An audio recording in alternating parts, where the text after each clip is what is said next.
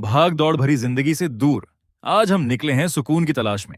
और ये तलाश हमें ले आई है खूबसूरत खुड़िया की वादियों में। प्रकृति के पास हर सवाल का जवाब है। और आज का हमारा सफर खुड़िया के शांत नजारों के नाम है। पानी की ये लहरें और ठंडी हवाएं सिर्फ मन को शांत नहीं करती, बल्कि हमें खुद से दोबारा जोड़ती हैं। कभी कभी जिंदगी में सबसे अच्छी चीजें वो नहीं होती जो हम खरीदते हैं, बल्कि वो खूबसूरत लम्हे होते हैं जिन्हें हम कैमरे और दिल में कैद कर लेते हैं। शहर के शोर से दूर खुड़िया की ये खामोशी भी बहुत कुछ कह जाती है। सफर शायद यहीं खत्म होता है, लेकिन यहाँ से मिली शांति और खूबसूरत यादें हमेशा साथ रहेंगी। अगर आपको भी सुकून पसंद है तो खुड़िया आकर प्रकृति की गोद में कुछ पल जरूर बिताएं।